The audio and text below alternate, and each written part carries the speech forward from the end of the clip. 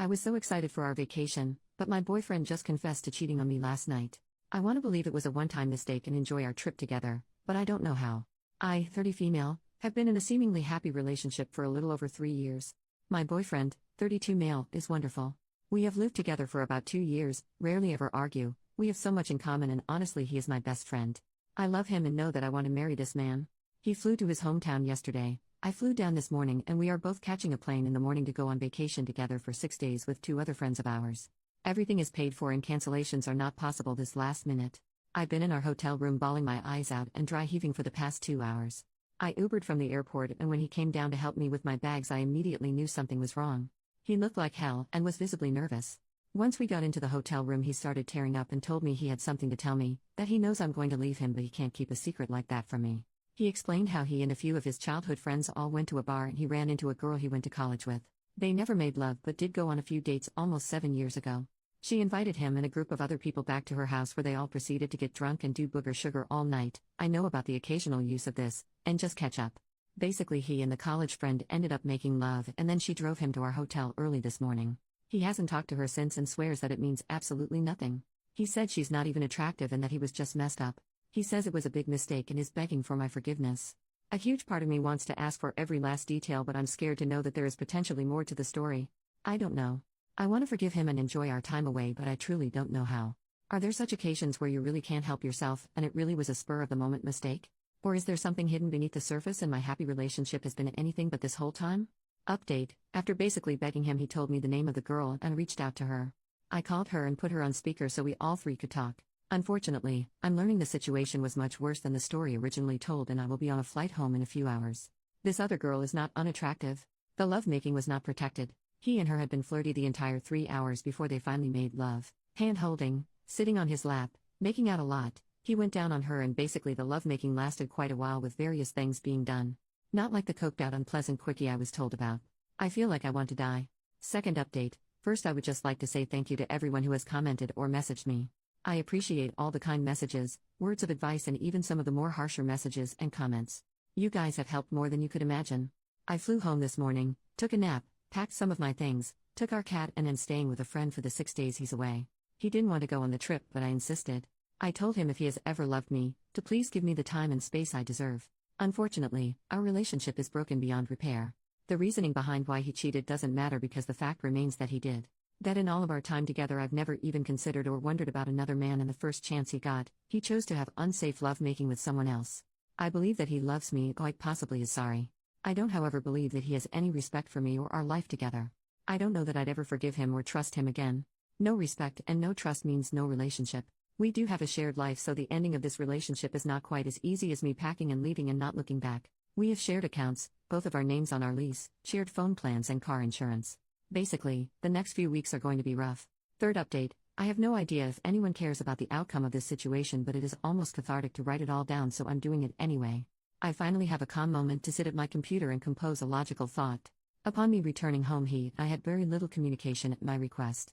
I had originally planned to spend the week at my friend's home to process this life-altering event but early this afternoon he texted me telling me he was home. Now, some people might think that shows a lot of effort on his part, that he's remorseful and rather than enjoy his vacation he flew home to talk. Perhaps I would feel that way too except I asked for space. I told him that if he had ever loved me he would give me time alone. He couldn't even give me that. I agreed to meet with him at our apartment to talk. I only wanted to talk about and sort out all the details. Our finances, home, etc. We agreed on paying to break our lease, to stay on the insurance policy and phone plan together for now but unenroll autopay so we're able to make our payments separately. I also asked for him to reimburse me for what I paid towards the vacation from hell. I wanted to wrap things up enough in that moment to where I would have to see and speak to him as little as possible. I know that some communication in the future will be inevitable but right now I can't deal with it. I told him he can stay in our apartment and we have to leave. I packed some more of my things and left. I don't know if he looked upset or if he was crying. I honestly barely heard anything he had to say because I was so enraged at the person in front of me, a complete stranger. I don't know if the past 3 years were all a lie. I don't know if he has cheated before or that he would cheat on me again. All I am sure of is that he was capable of lying and cheating now. I refuse to be another cautionary tale of a woman who loved someone more than herself so she forgave a cheater only to be cheated on again. There is a big difference between guilt and remorse. Final update: thank you to everyone that has commented or reached out after my last 2 posts. I first want to say that I am doing okay. Even after what I am going to say in this post, I'm okay. I'm going to attempt to make this as brief as possible because I can't give this situation any more of my heart or energy. But it will most likely be long. Here we go. I am all moved out of the apartment, my things going into storage because I am still staying in my friend's home for the time being. This breakup has proved to be financially burdensome, but somehow money has managed to be the least stressful part of this ordeal. It turns out that I never knew the man I shared my life with for the past 3 years. My ex and I ended up having a conversation on the last day of us moving out. He seemed apologetic and sad and asked if we could talk. He said that he loves me, that he will always love me, and he wants us to stay together. He apologized and said he would stop bull crapping, no more lies. I didn't feel the need to have a conversation, but I did have just one question. I asked him why. I never could have imagined in a million years that he would tell me that the reason he cheated was because I miscarried 6 months ago. Especially because of how supportive and loving he was during that period in our lives, I felt blindsided and betrayed. He said that he knows that it was not my fault, that there was nothing I could have done differently, but it had caused him to resent me. That he was angry. He said he knew how this sounded, which is why he never talked to me about it. He didn't want to hurt me, haha. I of course at this point felt sick. My heart hurt in ways I never knew possible. Even the death of my father did not hurt in ways his words and actions were hurting me. Here is this man that I have unconditionally loved and supported for over 3 years. I was his biggest cheerleader in life, encouraged him to be his own person and to still live his own life. I wanted him to be happy. We never went to bed mad at each other, we never called each other names, we never not kissed each other goodnight or goodbye in the morning. Our relationship seemed great, and yet he's telling me for the last 6 months he has resented me, borderline hated me at times. He admitted to downloading Tinder and chatting with women over the last 6 months. He swore that it never became intimate up until the night he cheated, and that was only because they had history. I have no clue if that is true. Honestly, I don't care whether or not it is. The cheating is minimal compared to the words he just spoke. We were both crying, and I handed him my keys for him to turn in.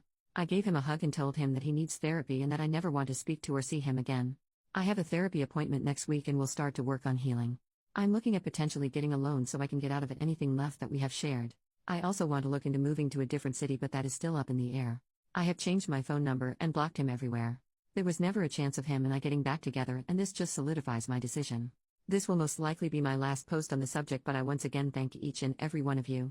The real final update. I thought my last update would really be the last, but a lot has happened in such a short amount of time. I figured I could close this chapter with a neat little bow. First, I want to say thank you to each and every person that commented or messaged from my other post.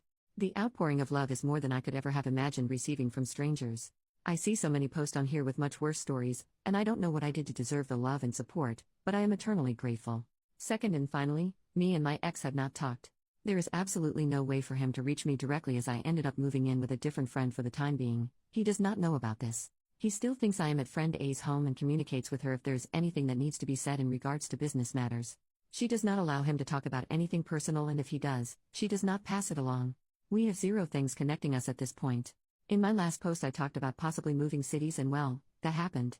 I was offered a job I had been trying to get for quite some time, and the position finally opened up.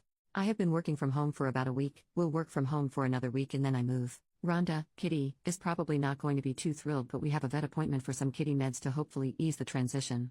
She's top priority, always. I love my new job, I love my friends, and I love where my life is headed. I wish nothing bad for my ex and have no ill will towards him, and truly hope he can find peace in his life.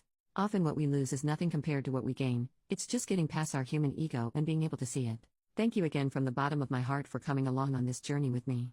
I wish you all happiness and love in your lives.